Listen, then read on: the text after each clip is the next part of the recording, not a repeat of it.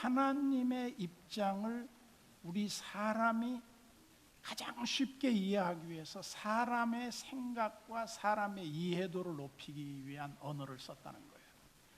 그러니까 예를 들면 하나님이 분노했다, 뭐 하나님 뭐 화내가지고 막 이랬다는 말이 아니라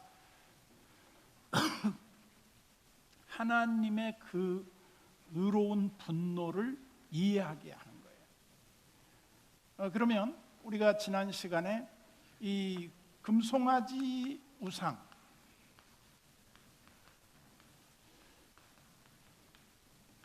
금송아지 우상은 지난번에 말씀했듯이 송아지를 금으로 이렇게 만들었는데 그걸 놓고 사람들이 막 열광하고 자기들을 인도한 신이라고 막 찬양하고 축제를 벌였단 말이죠. 그때 그 모습을 봤을 때 하나님이 어떻게 했어요? 매우 분노하신 거죠. 그러면서 이렇게 표현한 거예요.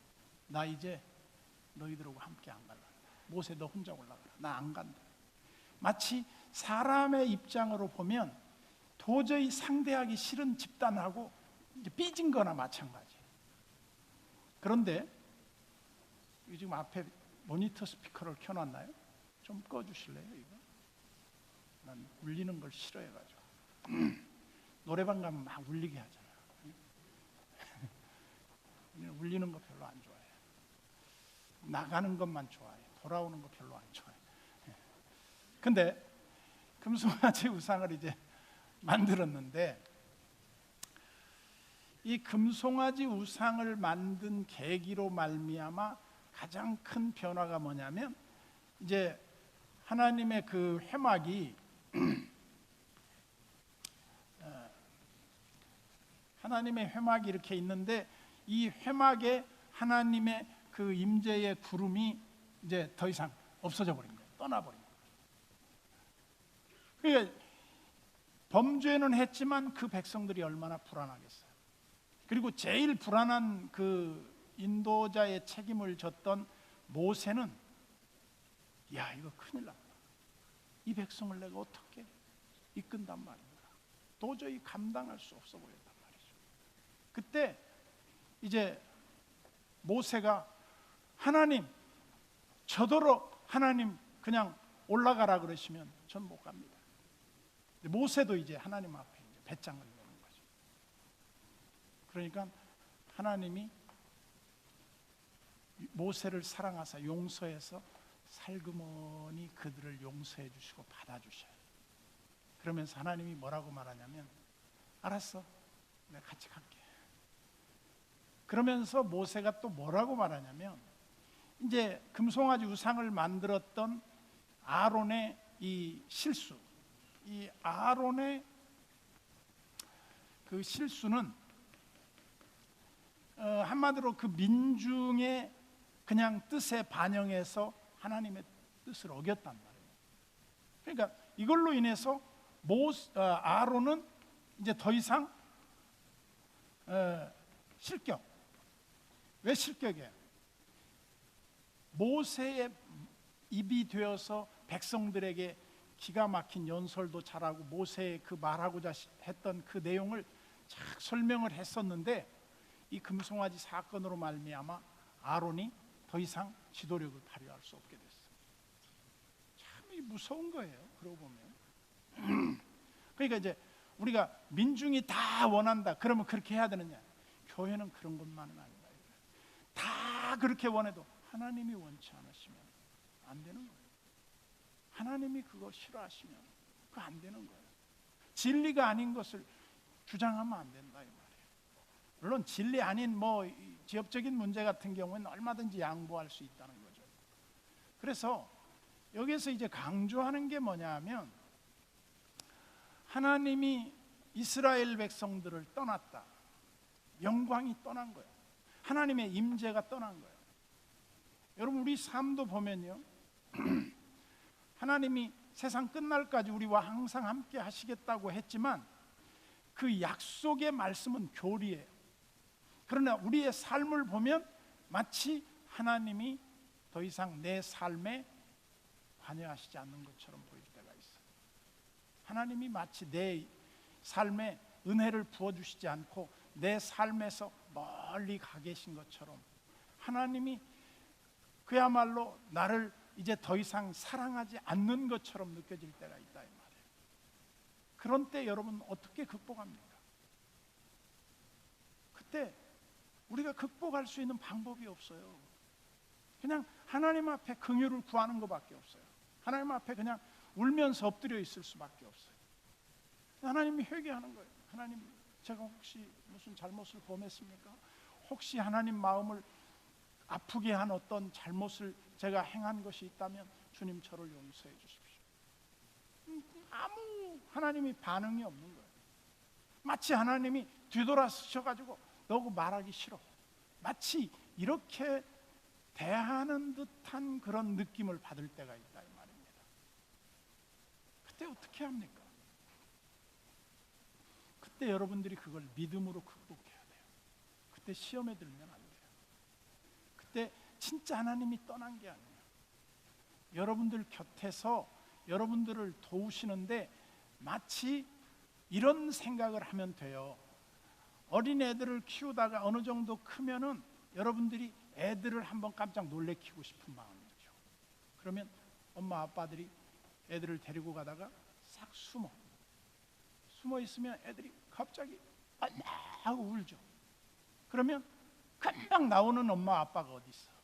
이제 제가 어떻게 하나 보자. 그러고 가만히 숨어서 보는 거야. 그러면 이제 애가 막 울고 막 그러면 너무 기쁜 거야. 왜?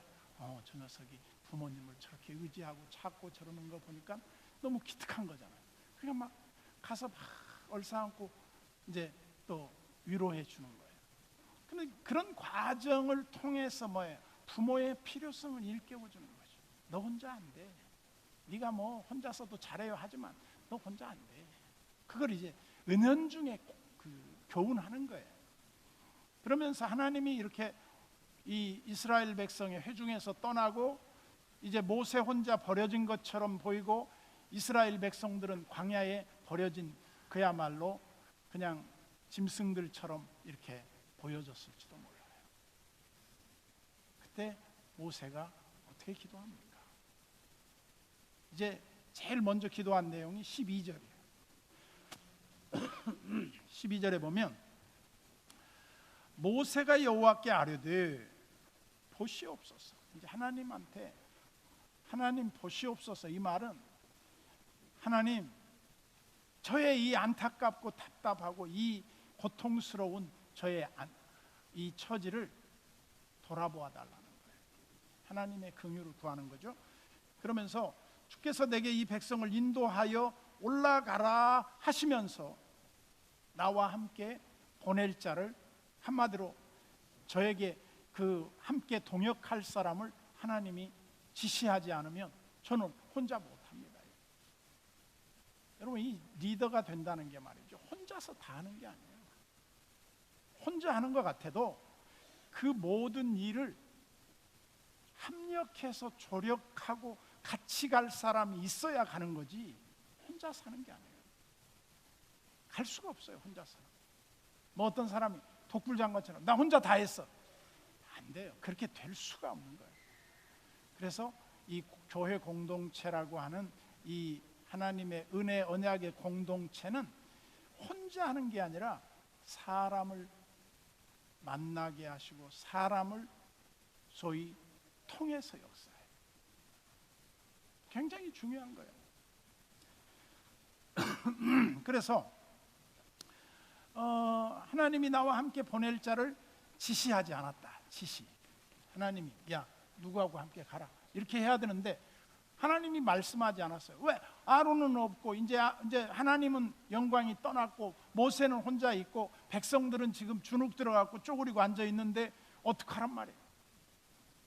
그때 모세가 이걸 꺼내는 거예요. 12절 하반절이 굉장히 중요한 말이에요. 우리가 기도하는 근거가 바로 여기 있어요. 제자훈련 하신 분들 기억나죠? 주께서 전에 말씀하시기를, 즉 기도의 핵심은 뭐냐?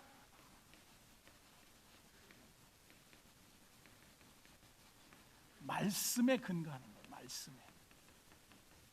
하나님 말씀에 근거.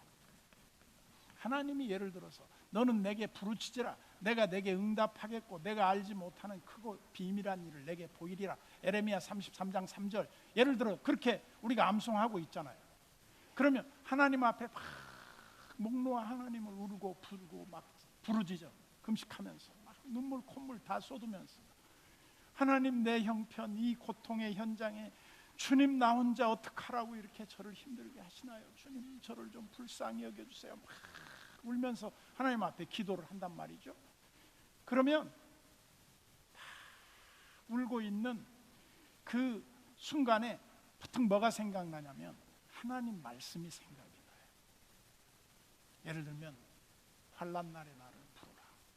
내가 너를 건지리니 내가 나를 영화롭게 하리로다. 시편 50편 8절인가요? 15절인가요? 어쨌든 그런 그 하나님의 말씀을 계속 묵상을 하는 거예요. 묵상하면서 어떤 생각이 듭니까? 그 말씀을 하신 하나님을 묵상하면서 하나님 그 말씀대로 되기를 원합니다.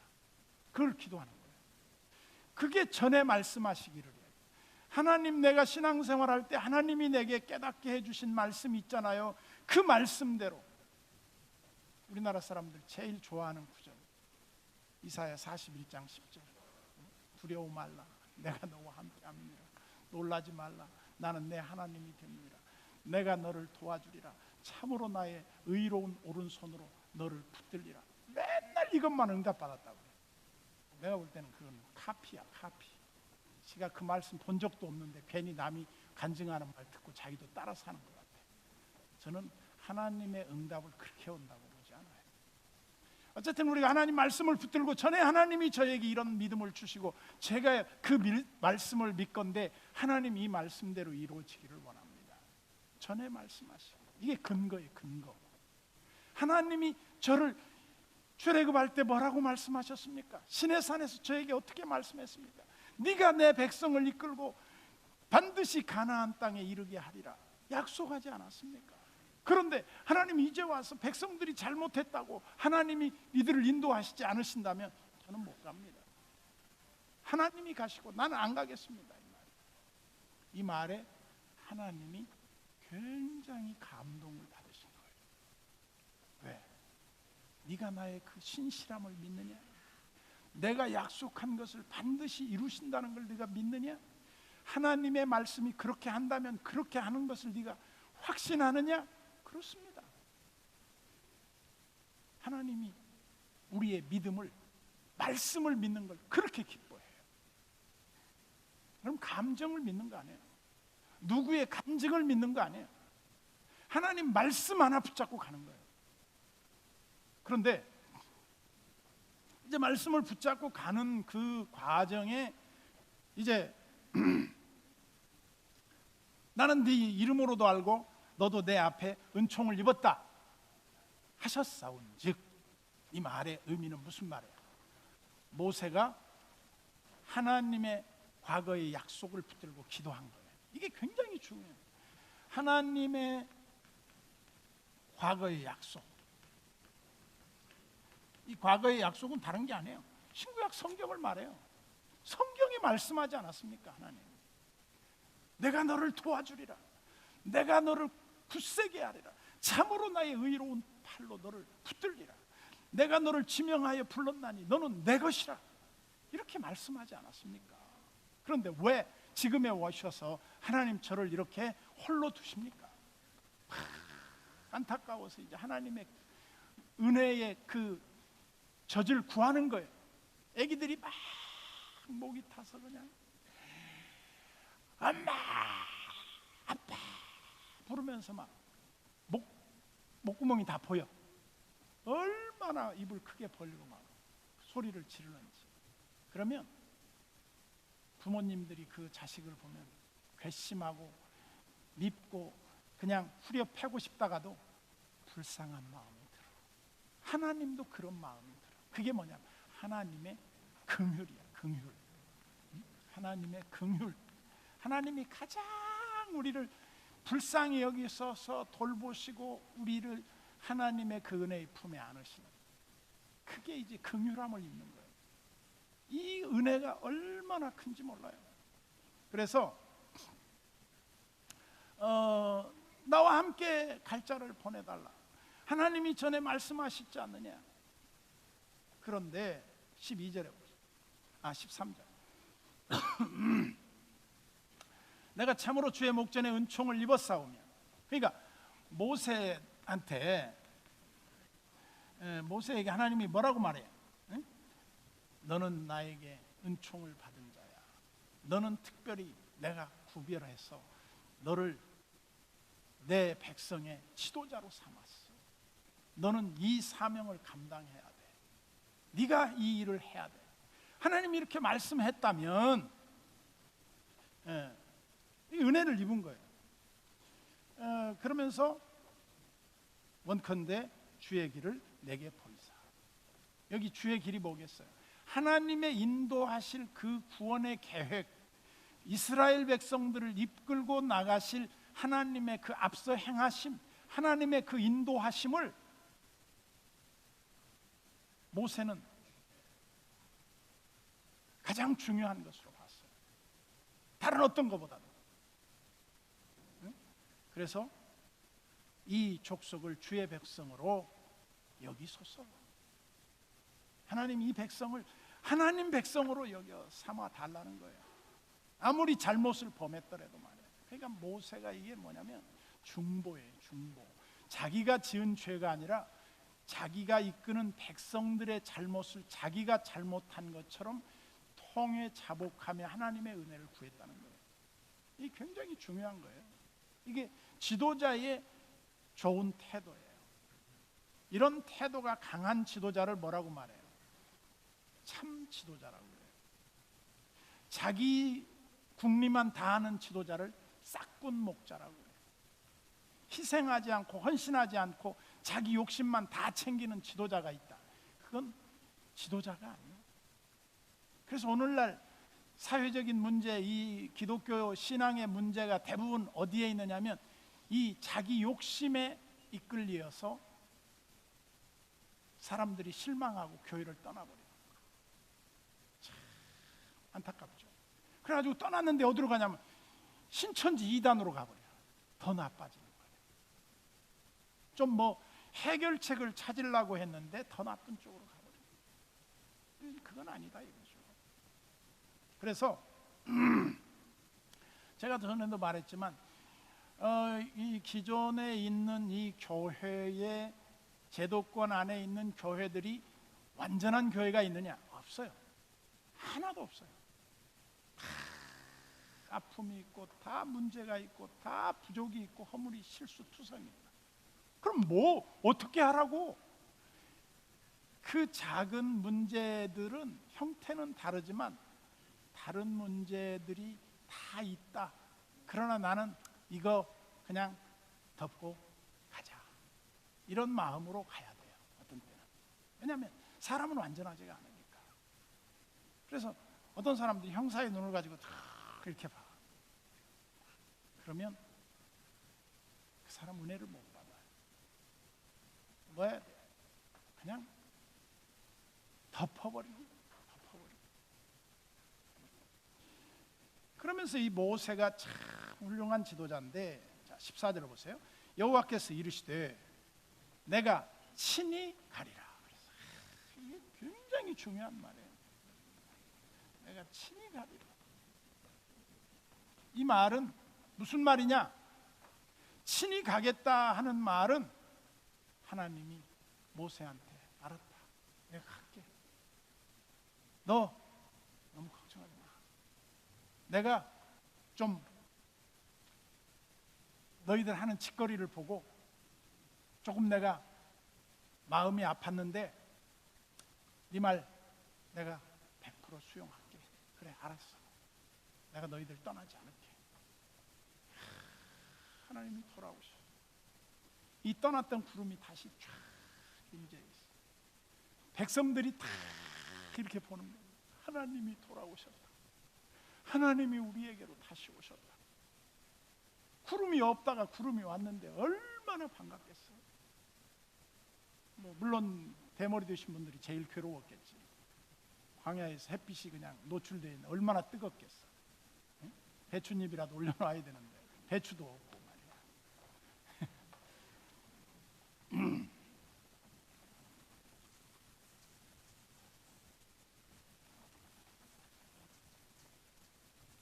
그러면 이제 하나님이 돌아오셨어요.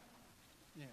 하나님 같이 가셔야 됩니다. 하나님 보낼 자를 같이 일할 자를 보내주셔야 됩니다. 그러니까 이 만남, 이 동역, 하나님의 일에 함께 할 사람들을 붙여준다고 하는 게 굉장히 중요한 거예요. 제가 어떤 면에서 보면 목사로서 행복한 것 같아요, 불행한 것 같아요? 속에 있는 말을 해봐. 그냥 응? 불행한 것 같아, 행복한 것 같아? 불행한 것 같아? 행복한 것 같아요? 왜 행복할까요? 동역자들이 좋아서, 성도들이 좋아서, 함께 우리 예수인 공동체의 성도들이 만났을 때 참 좋은 분들을 만나게 하셨다. 그 좋음이라고 하는 게 뭐예요? 서로를 존중해 주는 거예요. 서로를 존중해 준다. 이건 굉장히 중요한 거예요. 근데 어떤 공동체가 존중이 없어졌다, 함께 못 가는 거예요. 힘들어서 못 살아요. 그래서 내가 언제 여러분 울면서 짜증 부리고 막 그런 적 없잖아요. 항상 웃었잖아요. 여러분들도 나 보면 웃음이 나와요? 짜증이 나요? 네? 웃음이 나오잖아. 왜? 시시콜콜한 거 갖고 우리는 따지는 걸 제일 싫어하거든. 난 그런 사람 한 대 쥐어받고 싶어. 할 일이 없어서 그런 거 콜콜 따지고 있냐 이거야. 그런 거 하지 말고 예수 잘 믿어. 예수 잘 믿어. 사람이 실수하고 뭐 허물 있고 잘못하는 거 있지, 뭐 그런 거 없는 사람이 어디 있냐. 이거 잘하는 사람 대신에 저거 못하는 사람이 있지. 상대적인 거지. 그래서 이제 함께 가겠다. 내가 너를 쉬게 해주겠다. 내가 너희를 쉬게 하겠다. 편하게 하겠다. 이거죠. 그랬더니 15절에 이번 감기는 나갔다가 또 들어와. 왜 이러는 거야? 감기가 마른 기침이 이렇게 나와. 누가 퍼뜨렸어? 제일 먼저. 자수 좀 해. 와. 생각해봐. 종이 들고 분필 들고 거기다 컵 뚜껑을 어떻게 들겠어?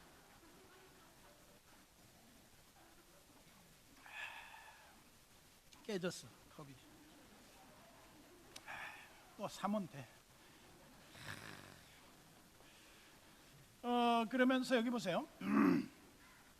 모세가 여호와께 아뢰되 주께서 친히 가지 아니하라. 아니 간다 그랬는데 모세가 또 왜 이딴 소리를 하는지 몰라. 하나님이 내가 가겠다, 친히 가겠다, 내가 너 쉬게 하겠다 했으면 오케이, 땡큐, 감사합니다 막 이러고 갔어야 될 것 같은데 그렇게 안 하고 모세가 또 도장 찍고 복사하고 막 이러는 거야. 좀 그런 느낌이 들잖아요. 15절에 보세요. 모세가 이르되 주님 같이 우리를 이곳에 올려보내지 마옵소서. 16절 나와 주의 백성이 주의 목전에 은총을 입은 줄을 무엇으로 알리까? 주께서 우리와 함께 행하심으로 나와 주의 백성을 천하 만민 중에 구별하심이 아니니까. 즉 하나님이 우리와 함께 계셔서 하나님의 백성들을 하나님이 보호하시고 인도하시는 것을 저로 하여금 보게 해달라는 거죠. 이거는 시각적인 걸 말해요. 하나님 말씀하신 것에서 그치지 않고 하나님 그 말씀하신 대로 그렇게 해주시는 것을 제가 보고 싶습니다, 이 말이에요. 굉장히 중요한 말이에요. 17절 보세요. 여호와께서 모세에게, 이게 대화예요, 대화. 하나님이 직접 지금 모세하고 대화를 하고 있는 거예요. 이게 보통 대화가 아니에요. 어마어마한 대화예요. 여호와께서 모세에게 이르되 내가 말하는 이 일도 내가 하리니, 즉 네 말 내가 다 들어주겠다 이거예요. 그러면서 뭐라고 말해요? 너는 내 목전에 은총을 입었고 그랬어요. 여러분 은총이 뭡니까?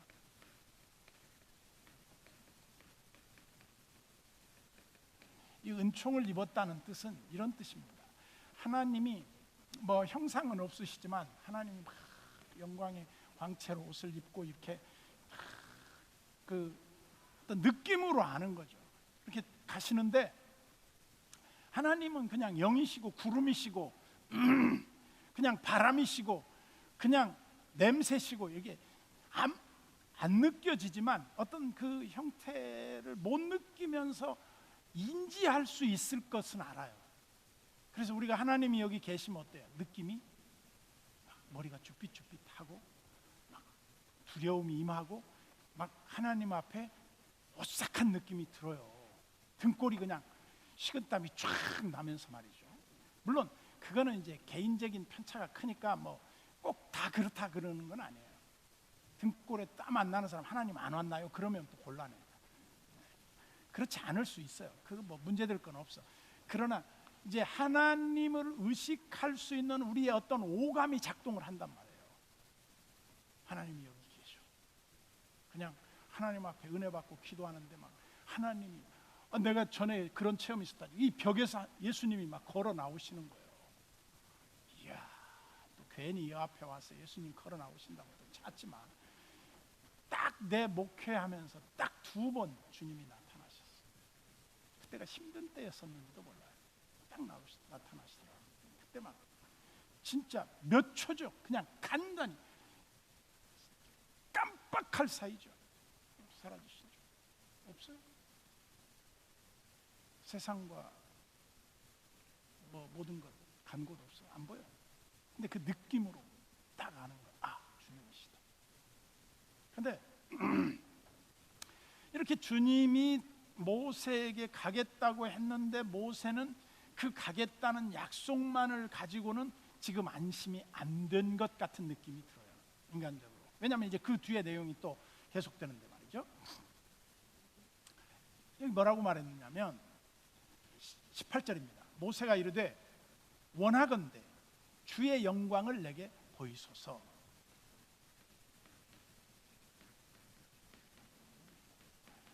주의 영광을 내게 보이소서 그랬는데 여기 모세가 이렇게 쭈그리고 엎드려 앉아 있다고 그러면 하나님이 이렇게 구름으로 덮어. 그를 이렇게 덮어. 근데 그 영광의 광채 속에 모세가 쌓여 있는 거예요. 근데 그때 어떤 느낌이 들까요? 모르긴 해도 아마 세상에서 이렇게 평화를 느끼는 순간은 없었을 거예요. 가장 편안한 그런 느낌. 세상에 이런 평화를 누릴 수 있다. 아마 유일하지 않았겠나 그렇게 봐요. 그러면서 은총을 받으면 그렇게 되고 영광을 보이소서 그랬는데 하나님의 영광을 본다. 우리 인간이 볼 수 있을까요? 없을까요? 볼 수 없어요. 왜냐하면 우린 죄성이 있기 때문에 하나님의 영광을 보는 순간 우리는 아마 타 죽어버리든지 그냥 없어져 버릴 거예요. 그래서 하나님이 나타나실 때 하나님의 실제적인 모습보다는 어떤 보이지 않는 인간의 그 보이지 않으시는 하나님을 나타내시기 위해서 뭐 소리로 임하신다든지 뭐 사람 천사의 모양을 띠고 대신 나타내신다든지 그 어떤 할머니로 이렇게 할머니는 잘 안 내. 할아버지로 나타나신다든지 이제 이런 식으로 해서 하나님을 의식할 수 있도록 어떤 매개물을 사용하시는 거예요. 근데 그 할아버지가 하나님은 아니야. 할아버지의 그 외형을 하나님이 잠깐 빌려서 그 사람에게 의식을 할 수 있도록 보여준 거죠. 나중에 엠마오로 가는 제자들도 보면 예수님이 나타나셔서 실컷 말씀하시다가 떡을 떼서 먹고 나니까 안 보여. 그 예수님이 어디 갔어요? 거기 계시죠. 우리가 눈이 가려워져서 안 보일 뿐이지. 그래서 이제 영광을 보여달라고 그러니까 영광을 보여줄 수가 없는 걸 보여달라고 해요. 하나님 형상 한번 보여주세요. 아니 나 형상이 없는데 어떻게 보여주냐. 근데 모세는 하나님의 형상의 실체를 보여달라고 하는 거예요. 영광을 보여달라는 말은. 근데 하나님이 영광을 보여줄 수가 없으신 거죠. 그러니까 어떻게 말합니까? 이 뒤에 내용이 굉장히 중요한 신학적 의미를 담고 있어요. 19절에 보세요. 여호와께서 이르시되 내가 내 모든 선한 것을 내 앞으로 지나가게 하고. 하나님이 이렇게 이제 모세가 이렇게 이제 엎드려 있다 합시다. 모세가 엎드려 있는데 하나님이 이 모세 옆으로 이렇게 지나가시는 거예요. 지나가시는데 뭘로 지나가느냐? 선한 게 지나간대요. 선한 게. 선한 것이 지나가. 선한 것이 지나가는 느낄 수 있을까요? 선한 그런 걸 어떻게 알아요? 모르죠. 그러면서 그 다음에 보세요. 여호와의 이름을 내 앞에 선포할 것이다. 하나님 여호와의 이름을 선포해. 하나님 여호와의 이름을 선포하는데 이렇게 선포하겠죠. 모세야, 나는 하나님이다. 나 하나님이야. 잘 기억하거라. 너 말이야, 나 그렇게 한번 만나고 싶었지 않았니? 난 지금 너 옆에서 내가 너하고 지금 얘기하는데 나 하나님이야. 뭐 어떤 그 하나님의 이름을 부르, 하나님이 자기를 계시를 통해서 모세를 알려줬을 거예요. 그리고 이렇게 말합니다. 나는 은혜 베풀 자에게 은혜를 베푼다. 하나님은 누구에게 은혜를 베풀지 몰라요. 여러분, 하나님이 은혜 베푸는 사람 누구일까 하면 여러분들의 이 고정관념 속에 이런 생각이 들죠.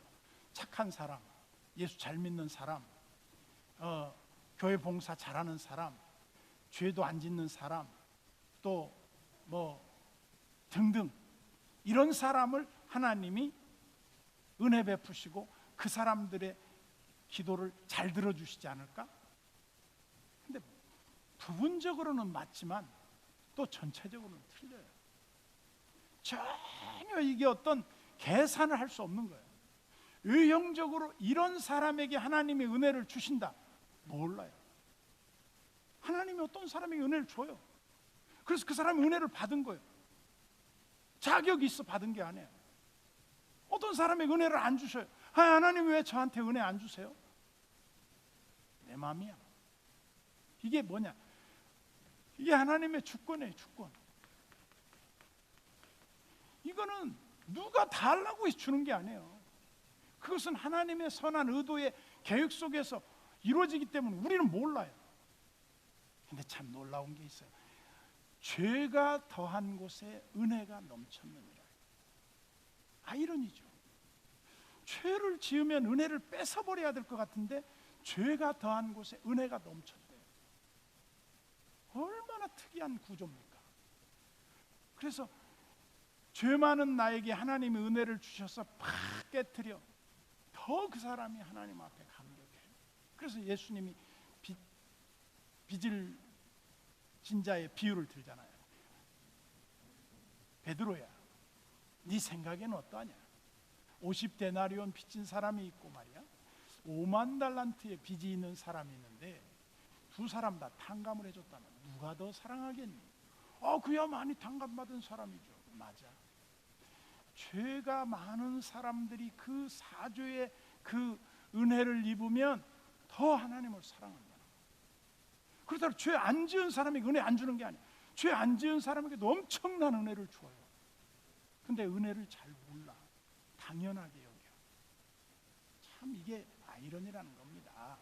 그러면서 이제 하나님이 지나가시겠다고 합니다.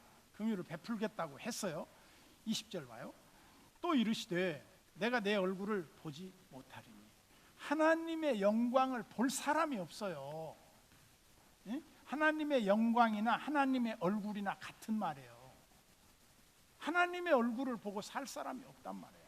하나님의 얼굴을 보여줄 수도 없고, 어떤 사람도 뭐 구름 속에서 하나님이 이렇게 있는 사진을 찍었다고 말이지, 또 내놓고 막 그 다음에 또 눈 녹은 데에서 사진을 찍었는데 예수님이 막 이렇게 그 말이지 이렇게 해가지고 이렇게 보인다고 말이지, 이렇게 또 눈도 이렇게 있고 말이에요. 눈이 녹아가지고 이렇게 진짜 예수님이 이렇게 생겼을까요? 제가 볼 때는 그냥 예수님의 어떤 이미지를 떠올리게 하는 하나의 그 가시적인 형상이긴 하지만 그건 거의 숨은 그림 찾기와 같아요. 근데 하나님의 얼굴을 우리가 볼 수 없어요.